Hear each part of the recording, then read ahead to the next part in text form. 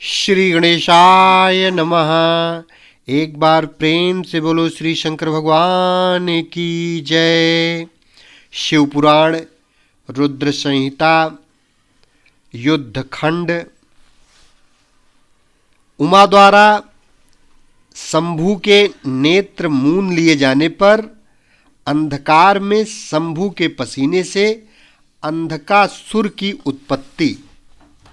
हिरण्याक्ष की पुत्रार्थ तपस्या और शिव का उसे पुत्र रूप में अंधक को देना। हिरण्याक्ष का त्रिलोकी को जीतकर पृथ्वी को रसातल में ले जाना और वराह रूपधारी विष्णु द्वारा उसका वध। सनत कुमार जी कहते हैं, व्यास जी, अब जिस प्रकार अंधकासुर ने परमात्मा शंभु के गणाध्यक्ष पद को प्राप्त किया था, महेश्वर के उस मंगलमय चरित को श्रवण करो। मुनीश्वर अंधकासुर ने पहले शिव जी के साथ बड़ा घोर संग्राम किया था, परंतु पीछे बारंबार सात्विक भाव के उद्रेक से उसने शंभु को प्रसन्न कर लिया। क्योंकि नाना प्रकार की लीलाएं करने वाले शंभु शरणागत रक्षक तथा परम भक्त वत्सल हैं, उनका महात्म्य परम अद्भुत है।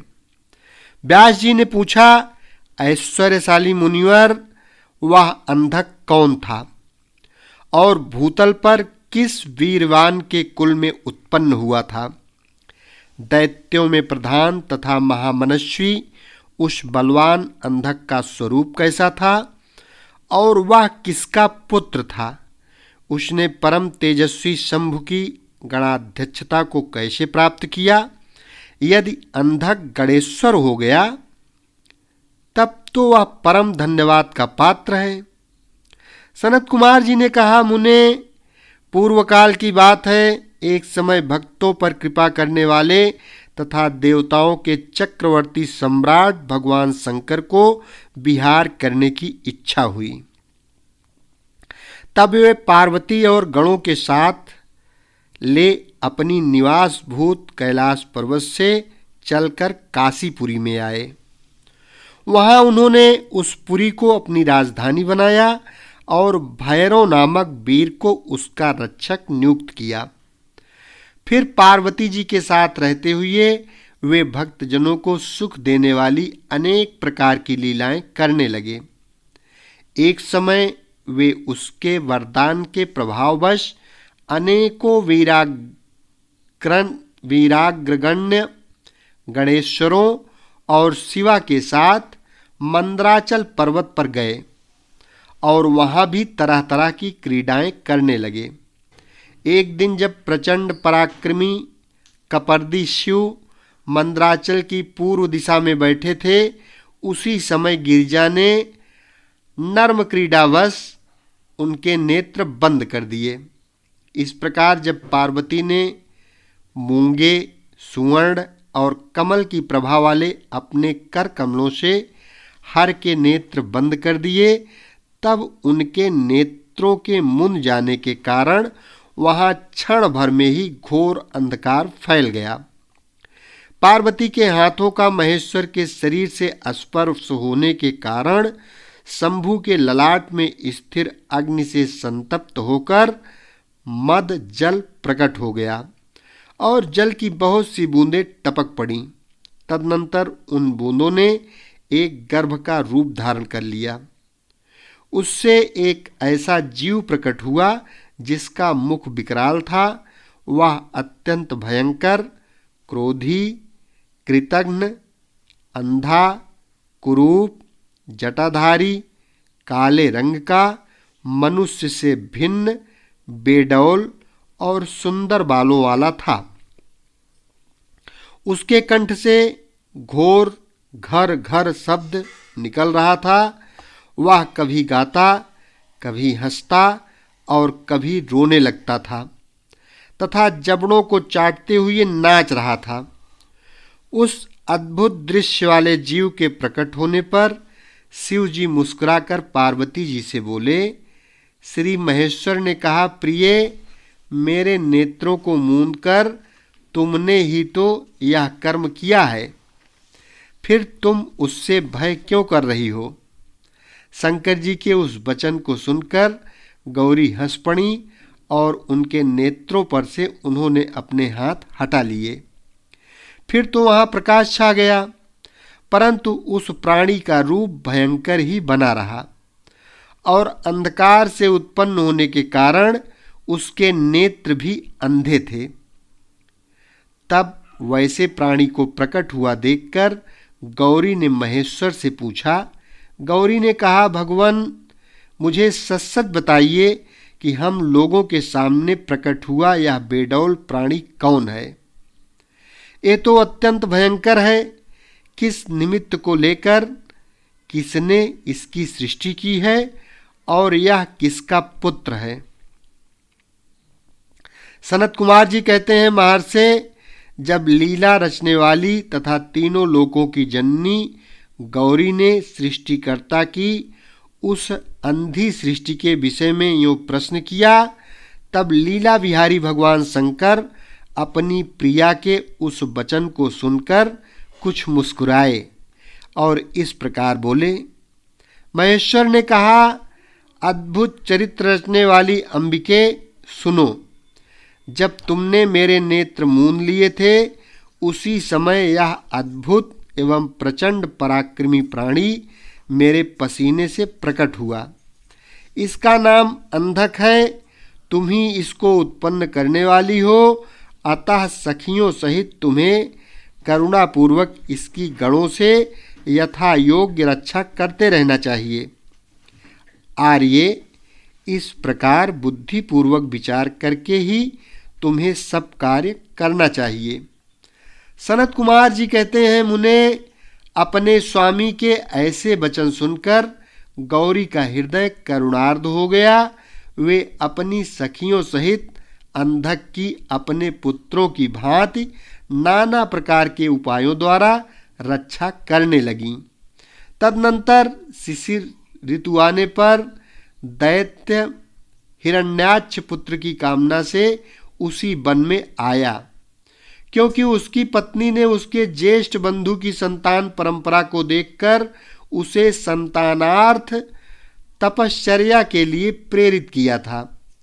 वहां वह कश्यप नंदन हिरण्याक्ष वन का आश्रय ले पुत्र प्राप्ति के लिए घोर तप करने लगा। उसके मन में महेश्वर के दर्शन की इच्छा थी, अतः वह क्रोध आदि दोषों को अपने काबू में करके ठूंठ की भांति निश्चल होकर समाधिस्थ हो गया। द्विजेंद्र, तब जिसकी ध्वजा में वृष का चिन्ह वर्तमान है तथा जो पिनाक धारण करने वाले हैं, वे महेश उसकी तपस्या से पूर्णतया प्रसन्न होकर उसे वर प्रदान करने के लिए चले और उस स्थान पर पहुंचकर दैत्य प्रवर हिरण्याक्ष से बोले। महेश ने कहा, दैत्यनाथ, अब तू अपनी इंद्रियों का विनाश मत कर। किस लिए तूने इस व्रत का आश्रय लिया है? तू अपना मनोरथ तो प्रकट कर। मैं वरदाता शंकर हूं, अतः तेरी जो अभिलाषा होगी वह सब मैं तुझे प्रदान करूंगा। सनत कुमार जी कहते हैं, महर्षि, महेश्वर के उस सरस वचन को सुनकर दैत्यराज हिरण्याक्ष परम प्रसन्न हुआ। उसने गिरीश के चरणों में नमस्कार करके अनेक प्रकार से उनकी स्तुति की। फिर वह अंजलि बांधे सिर झुकाकर कहने लगा। हिरण्याक्ष ने कहा, चंद्रभाल, मेरे उत्तम पराक्रम संपन्न तथा दैत्य कुल के अनुरूप कोई पुत्र नहीं है, इसलिए मैंने इस व्रत का अनुष्ठान किया है।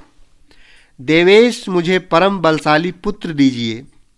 सनत कुमार जी कहते हैं, मुने, दैत्यराज के उस वचन को सुनकर कृपालु शंकर प्रसन्न हो गए और उससे बोले, दैत्याधिप, तेरे भाग्य में तेरे वीर से उत्पन्न होने वाला पुत्र तो नहीं लिखा है, किंतु मैं तुझे एक पुत्र देता हूँ। मेरा एक पुत्र है जिसका नाम अंधक है। वह तेरे ही समान पराक्रमी और अजेय है। तू संपूर्ण दुखों को त्याग कर उसी को पुत्र के रूप में वरण कर ले और इस प्रकार पुत्र प्राप्त कर ले। सनत कुमार जी कहते हैं, महर्षि उससे यूं कहकर गौरी के साथ विराजमान उन महात्मा भूतनाथ त्रिपुरारी शंकर ने प्रसन्न होकर हिरण्याक्ष को वह पुत्र दे दिया। इस प्रकार शिव जी से पुत्र प्राप्त करके वह महामनस्वी दैत्य परम प्रसन्न हुआ। उसने अनेकों स्तोत्रों द्वारा रुद्र की पूजा करके प्रदक्षिणा की और फिर वह अपने राज्य को चला गया। गिरीश से पुत्र प्राप्त कर लेने के बाद वह प्रचंड पराक्रमी दैत्य संपूर्ण देवताओं को जीतकर इस पृथ्वी को अपने देश रसातल में उठा ले गया। तब देवताओं, मुनियों और सिद्धों ने अनंत पराक्रमी विष्णु की आराधना की। फिर तो भगवान विष्णु सर्वात्मक यज्ञमय विकराल वाराह शरीर धारण कर थूथुन के अनेकों प्रहारों से पृथ्वी को विदीर्ण करके पाताल लोक में जा घुसे। वहां उन्होंने कभी न टूटने वाले अपनी अगली डाढ़ों से तथा थूथुन से सैकड़ों दैत्यों का कचूमर निकालकर अपने वज्र सदृश कठोर पाद प्रहारों से निशाचरों की सेना को मथ डाला। तत्पश्चात अद्भुत एवं प्रचंड तेजस्वी विष्णु ने करोड़ों सूर्यों के समान प्रकाशमान सुदर्शन चक्र से हिरण्याक्ष के प्रज्वलित सिर को काट लिया और दुष्ट दैत्यों को जलाकर भस्म कर दिया। यह देखकर देवराज इंद्र को बड़ी प्रसन्नता हुई। उन्होंने उस असुर राज्य पर अंधक को अभिषिक्त कर दिया। फिर महात्मा इंद्र विष्णु को अपनी दाढ़ों द्वारा पाताल लोक से पृथ्वी को लाते हुए देखकर परम प्रसन्न हुए और अपने स्थान पर आकर पूर्ववत स्वर्ग और भूतल की रक्षा करने लगे। इधर वाराह रूप धारण करके उत्तम कार्य करने वाले उग्र रूपधारी श्री हरि प्रसन्न चित्त हुए समस्त देवों, मुनियों और पद्मयोनि ब्रह्मा द्वारा प्रशंसित होकर अपने लोक को चले गए। इस प्रकार वाराह रूपधारी विष्णु द्वारा असुर राज हिरण्याक्ष के मारे जाने पर समस्त देव, मुनि तथा अन्यान्य सभी जीव सुखी हो गए। अध्याय 42 संपन्न हुआ। एक बार प्रेम से बोलो देवाधिदेव महादेव भगवान शंकर की जय हो। श्री विष्णु भगवान की जय। शेष अगले भाग में।